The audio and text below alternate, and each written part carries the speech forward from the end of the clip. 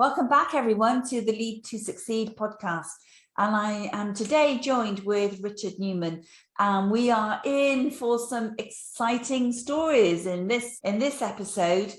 Now, Richard has his own business. He's the founder of Body Talk, but you can contact him at ukbodytalk.com. And he is an expert in communication and presentation and storytelling. We know this is really important for anybody that's leading or running a business or leading a team. So he's the founder and CEO. Now, you might also know him as the author of You Were Born to Speak. Now, this year I committed to reading a book a month, and I now have to adjust my book list to make sure that I have this one to read for next month. So I'm looking forward to that. 22 years growing his business.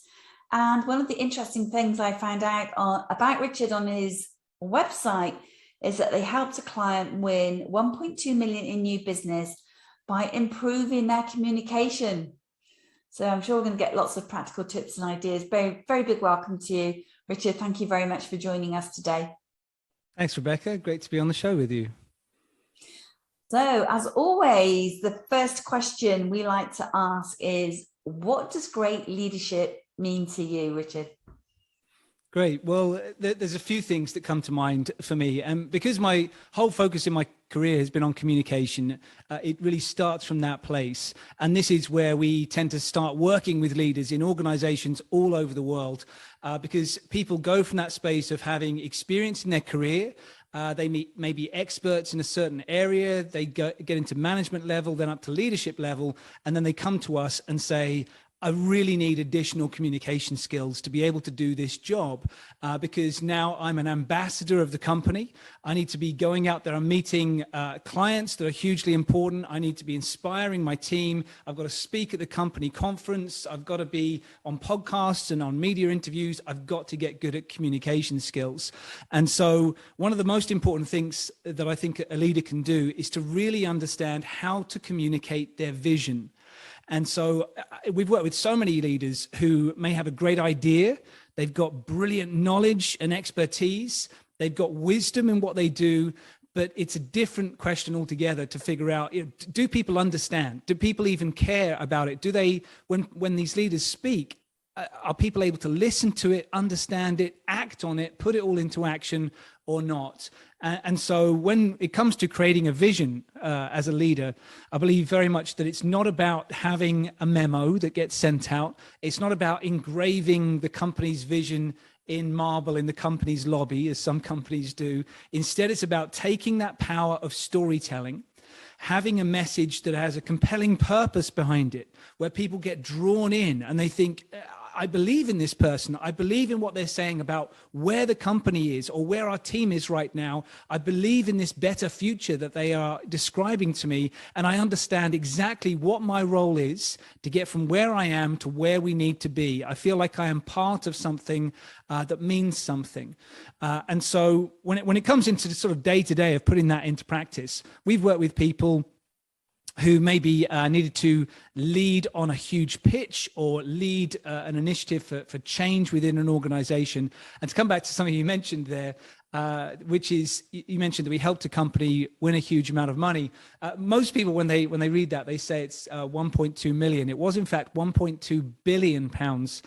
We helped a company win in the space of a year. And I had to double check that was accurate too, because it was so big. But essentially what we did, we took these leaders of a large construction company who are in charge of going out and winning big government contracts.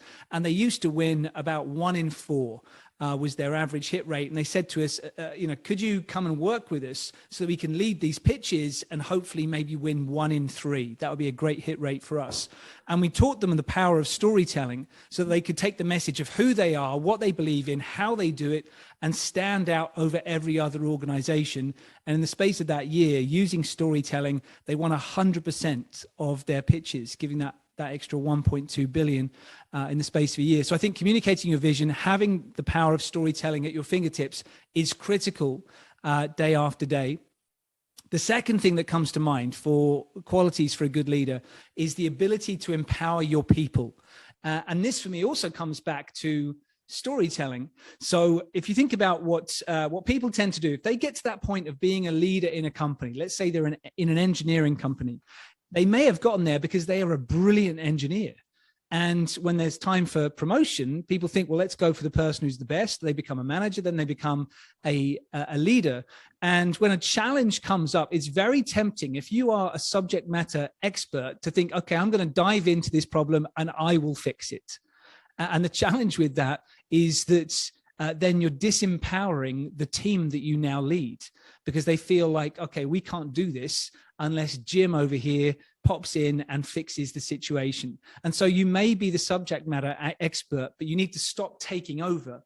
And instead of trying to be the hero all the time, aiming to be the mentor for everybody else. And so that allows you to have a heroic team where they feel empowered to go out and do what they need to be doing. And they know they have a mentor or a support in their leader who believes in them and gives them that opportunity to go and do it. And sometimes to get it wrong and to learn from that process. And when it comes to that, I was speaking to somebody recently about this, and he had a great phrase around it. He said, don't abdicate when you delegate. So if you're delegating work to people, you don't want to be just passing it over and never looking at it again. Instead, people actually need a leader that they know is going to check in and support them and create accountability for them, because that's when they become their best and they do their best work. So that's the second piece that stands out. So communicating your vision through the power of storytelling, empowering people by knowing who you are in the story. You're not the hero of the story. You're the mentor there for the story. And as a piece that hopefully is poignant for people right now, I've been leading a company through the pandemic, through the global shutdown that we've had, the lockdowns that we've been through. And this is the company where before the pandemic, all of our business was done face-to-face. Every single thing required us being with people in a room, and 70% of our work involved getting on an airplane. And all of that suddenly was made illegal. And so, my team turned to me, my clients, suppliers were turning to me as if to say, well, what are we going to do? And how soon are we all going to lose our jobs? And so, I discovered very quickly, and I felt it at my core, that my job as a leader was to be a rock in the storm. When everybody else may be losing their head around a situation, they're going to turn to you, and you've got to be able to be that rock for them. And so I very much took it as an opportunity to look after my team. And, I have to say with great respect, everybody on our leadership team volunteered to take a pay cut, to say, whatever needs to be done to serve our people during this time, we're going to do that. And people may be familiar with the book from Simon Sinek, which is Leaders Eat Last, which is what they do in the military. The leaders in the military don't eat first; they let everybody else eat first. And so that's certainly the way that we approach this. And at February 1st, 2020, I could see that the challenges that were about to come in our direction. And I decided I'm not going to earn a single penny until I know that everybody in our company is taken care of, and didn't earn anything until for the rest of 2020, until it was 2021. And so I think being a rock in the storm, seeing a greater future for everybody and serving them as much as you can is what a great leader should be doing. I love that. Thank you for sharing that. That's so important and so impressive. I have the good fortune of being a non-exec director of a reasonably sized business. And although we had great profitability during lockdown, the chief exec took a significant pay reduction.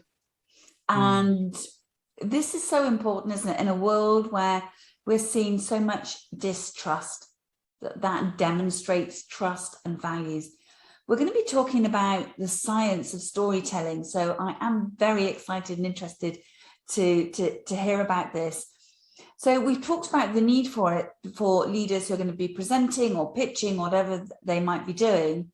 What is the essence of storytelling? What's the science behind storytelling that makes this so important to business leaders? Yeah, well, I think, at this point, storytelling has been really a buzz term in business for about certainly the last 10 years, I think I would say, definitely the last 5.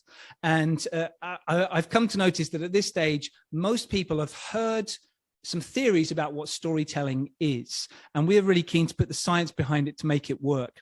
And so if you've heard about storytelling, then you may know that, you know, the original research that most people quote in this subject comes from the book published in 1949 by Joseph Campbell, which is The Hero with a Thousand Faces, and where he studied storytelling from different civilizations from around the world, looking at books, legends. He was looking at movies, at religions, myths, anything that he could find, and particularly looking at civilizations that had never contacted each other to see, is there a commonality in how human beings tell stories? And from that, he found that there was this common journey, and it was the 17-stage journey of a story. And that's all very well, but if you're a leader in a team and you're trying to write an email, you can't really go through 17 stages of the denial of the quest and the meeting the mentor and going into the innermost cave. It doesn't really make any sense. And then Christopher Vogler in the 1980s developed a 12-step version of that, which was then a memo that he sent out throughout Hollywood. And many people took note of that. He ended up working on The Lion King, which went on to win lots of Oscars and so on. And so still, though, it's 12 stages, it's too much. So when we looked at it, we wanted to find out, how do we really use storytelling in business in a way that's going to make sense for emails, phone calls, business presentations, conversations, one-to-ones that you might need to have with members of your team. And so we pulled it down to, firstly, looking at the key areas of the brain that need to be engaged for a business story to be effective. And the three major areas in simplistic terms are the survival mind, the emotional mind, and the logical mind. And if you think about most of the meetings that people go in day after day, month after month, most of them are just engaging the logical mind. There is data and facts and bullet points, and people leave there with death by PowerPoint, or what we've now called with virtual meetings, we call it screen fatigue. And it's not really screen fatigue at all, because people can be on their screen all day at work and say, oh, I've got screen fatigue. They then shut their laptop down and go and watch TV for the next 3 hours. So it's not really screen fatigue. They're just deadly bored because it's just the logical mind. And then they go and turn on the TV, and that thoroughly engages them because those stories are engaging survival, emotional, and logical mind, and doing so in that order. And so when we teach people the science of this, we say you've got to connect with people on that emotional level first before you ever get to the logic. Because if people don't care about why your message is important to them, how that deals with something they care about right now, how it impacts their future, it's not going to mean anything to them. And so we break this down for them, saying, you know, with the science of storytelling, firstly, you want to deal with pain and pleasure. Talk to people about their current concerns, their current pain points, challenges, concerns, and issues, and do so in a way where it's not you talking about what you care about, what you need, but talking about them. Put them in the story and say, whether it's a client or a team member, talk about their challenges so they see themselves as the hero in this story. And then you discuss pleasure. So pain to pleasure engages the mind, and the pleasure being discussing where you would love to see them, your clients or your team members, where you'd love to see them by the end of this year, in 5 years, in 10 years, painting that brilliant future. And if you can do that, if you can set up pain and pleasure in a way that is genuine, that really ties into what people care about, then the amygdala in the mind fires off. And it's going to send a release of dopamine in the brain, where the dopamine is saying, okay, remember this. This is really important. And at that point, you can share your spreadsheets as part of the story, and people are much more likely to remember them. So we go into this in great detail for people to set this up and use it day after day for a 5-minute conversation or for a 2-hour meeting. And once you're understanding the science of how the story can engage the mind, then you can take anything really, no matter how dry it might seem, and engage people with that storytelling communication. Where does survival sit in with that, Richard? You said emotion, logic. What about survival? Oh, yes. So the survival point, if you think back to the days of saber-toothed tigers. So, you know, there were human beings out there trying to survive with different survival instincts. And some people were really good around pain and pleasure. So they look at a saber-toothed tiger or something like that coming towards them and think, well, this looks like pain. This looks like it's going to mean that I'm going to die. It's against my survival. And so they'd want to avoid the pain and gain the pleasure of safety and run in the other direction.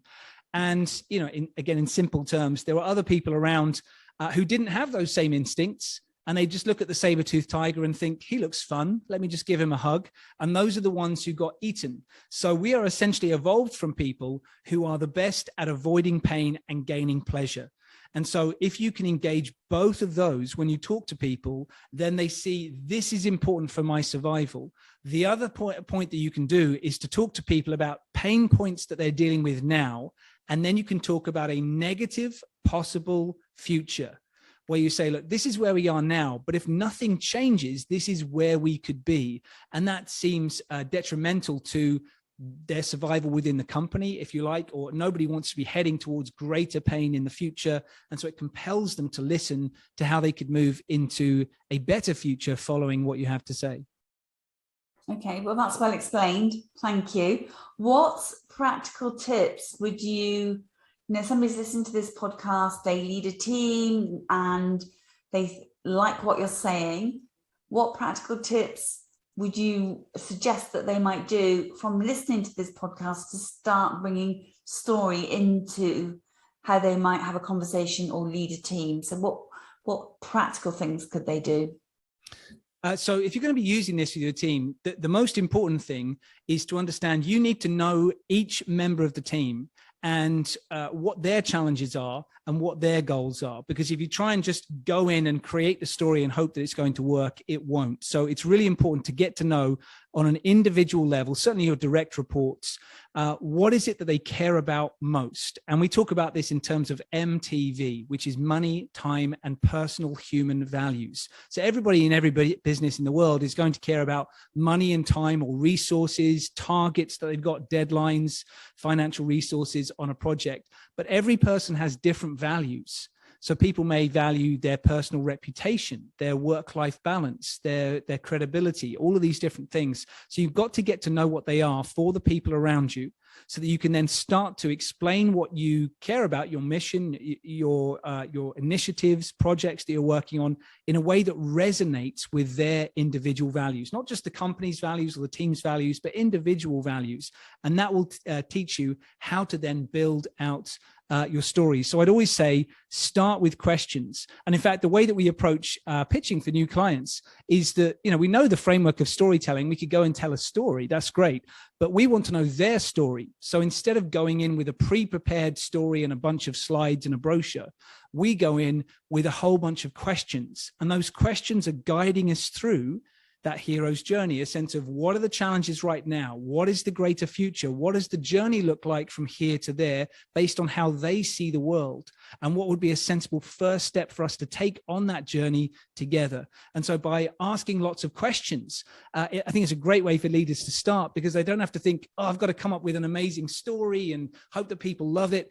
Actually, people really care about what is meaningful to them. And so if you ask them meaningful questions, then you'll start to understand what is their story. And that's what's going to help you influence the people around you better. I heard an amazing story today, and I think this might resonate with you as well, that, Timpson's, the shoe company, and they cut keys as well. They have a policy where every manager has to be able, or every leader has to be able to ask a number of questions of each of their employees, such as when is their birthday, what do they like to eat, what are their hobbies, what are their names of their children. And they're expected to get 80% right. So it really plays to your point about knowing your team in detail, so that you can put yourself in their shoes and help them develop their story and see where they could go for the future. So I guess that's really what you're saying, isn't it? Yeah, absolutely. I think that I really see leadership as being a privilege. It's not a title. It's not an egoic position. It should always be a matter of, I am here to serve these humans in the best way that I can and help them become greater. And I can only do that if I know them. So I think gone are the days where, maybe decades ago, people could say, this is what the company's going to do. We're going to pay you good money. So just knuckle down and get on with it. People want to feel that the leaders that they're working for actually care about them as a human being. and you need to do that genuinely, and you need to get serious about that, rather than just thinking, well, I've got numbers to hit and you have to help me hit them. Getting to know those people and understanding who they are and what's important to them is going to make you the best leader for today. And do you think that that's shifted, particularly during the last 2 years where we've been working remotely? Do you think that's had a big impact on developing this style of leadership?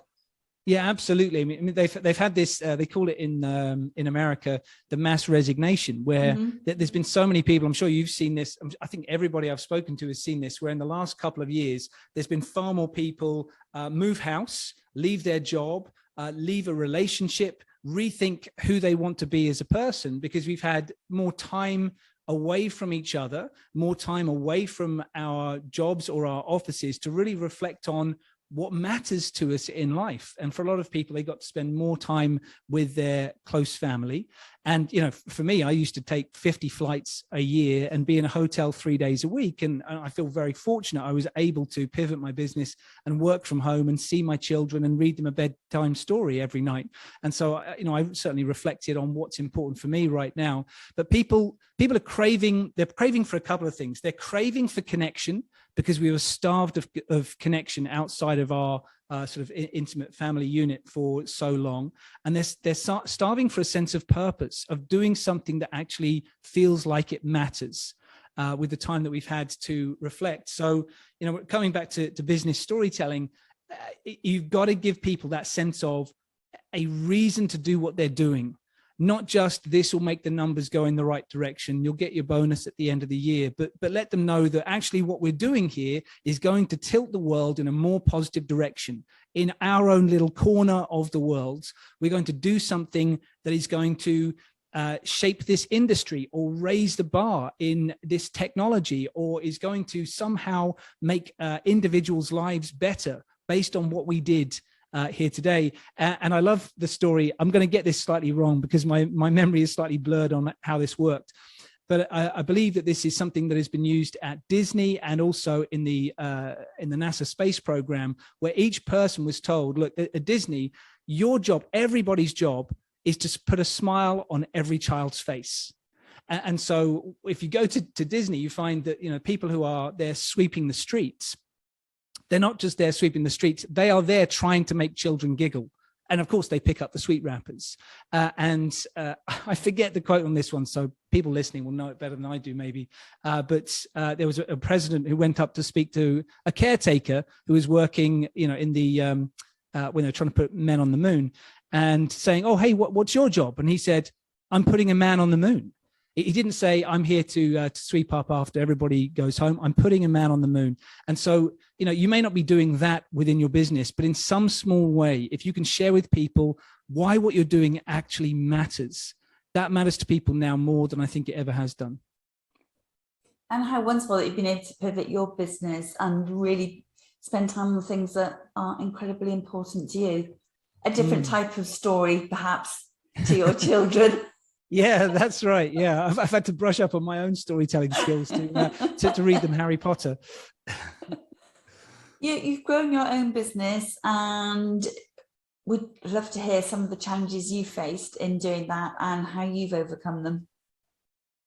Yeah, so there's been, I've shared already the challenge that we had of trying to pivot a business that was 100% face-to-face into 100% virtual. And that for us, when the pandemic came, I really didn't know what was going to happen. I just knew that I was definitely going to look after our team. And so when we heard this lockdown was about to happen, we a couple of us on the team got together and we filmed 100 training videos.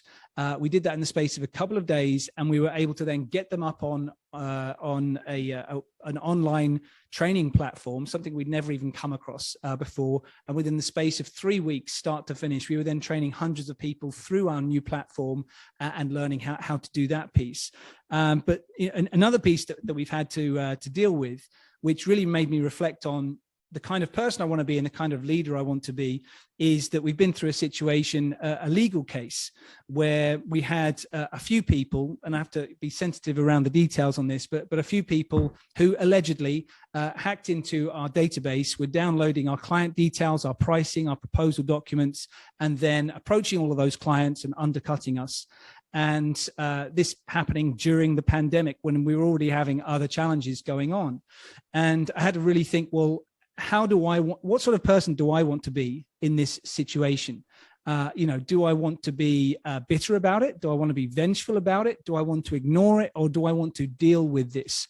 And initially I thought, I'm just going to focus on building up our business. This feels like a really painful thing to deal with and dwell on. And eventually it was another leader who came to me and said, Richard, you need to lean into this situation and look at the reality of what's happening and let people know that this sort of thing is not okay, because that's what leaders do. And so the way that I approached it in my mind was to use a mirror. And what I mean by that is that I knew the people who were doing this, and I decided to shine a mirror towards them to say, take a look in the mirror. Is this the kind of person that you really want to be? Is this, when you're a child, is this the kind of person that you want to grow up to be? I believe you're a better person than you are currently displaying. Is this who you want to be? Is this your legacy? And so by doing so, it allowed me to go into a position where I felt I had lifted my mindset around that situation, that I was really doing this to aim to lift them as well as they approached it. And, I think 2 out of the 4 people involved in that responded by thinking, actually, you're right. I don't want to be that kind of person. And I was pleased that we did that.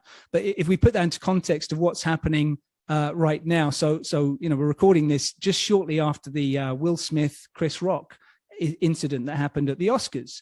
And so reflecting on that kind of situation, I think it was, hugely out of character that Will Smith did this. It's not something we've ever seen him do in similar ways throughout his decades of career. But if you sort of think about that sort of situation where he felt inflamed by someone making a disrespectful remark about his wife. So to put ourselves in his shoes for a moment, what he could have done in that situation was maybe to shine a mirror back onto Chris Rock. And perhaps he could have said, look, Chris, I know that you're a really good person. I know you don't think it's funny to make fun of somebody's disease who's sitting right here. I know that you don't mean to do that. And by doing so, it would have made that person, Chris, in that situation, reflect on it and think, yeah, actually, is that the kind of comedian I really want to be? So what it does is you're still seeing the good in the other person and giving them an opportunity to move forwards positively. Whereas sometimes I think as leaders, having position of power, sometimes we can aim to shame somebody else for negative behavior. We can say, look, your numbers just aren't good enough, so you're out. I don't believe in you anymore. But I think that the privilege of leadership is to see the greatness in somebody else.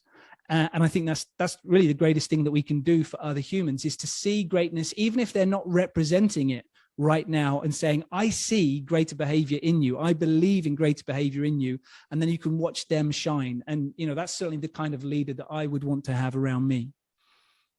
Well, on that note, I think there is always good in all of us, isn't it? Sometimes it just needs to be brought out a little bit more, or encouraged a bit more. But generally, everybody comes to work with really good intentions.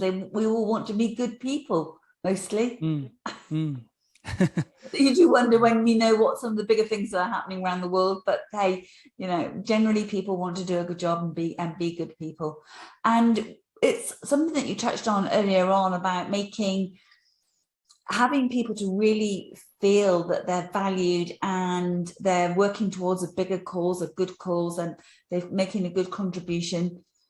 It astounded me when we had Tom Peters on our podcast, and from his research, he's saying the majority of people just don't enjoy their work. They just don't. They don't love what they do. And how sad is that? Not to be in a role where you spend so much time not really loving it. You're not bringing out your fullest potential when you're settling for something that you just don't enjoy. Yeah, I think that's true. And I've heard it for for many years. Actually, I think there's been quite a lot of surveys, and I've never heard one of them that says the majority of people like their work. And so something that I'd give maybe as a message to leaders and aspiring leaders is to say, hard times are going to come. If you've got good times right now, that's great. There's going to be hard times ahead, no question. There's ups and downs in everybody's life, in everybody's business. Even if it's been brilliant for decades, there can still be those difficult moments. And what I would suggest for people that I've found certainly very useful is that people may have heard of vision boards, which is where you put stuff up, or pictures up of stuff that you'd like to have in your life. I also believe in having a mission board, which is something that reminds you why you're doing what you're doing. Because a lot of that apathy about our working days, or feeling stressed about those working days, is losing sight of why we're doing it in the first place. And so, a lot of how I approach leadership, and I'm still a novice, I'm still learning every day. I don't think of myself as an expert, but the way that I've leaned into approaching it is as a father, which is a role that I can relate to. Well, I've got 2 children, but you don't necessarily need to have them to think of that parental figure.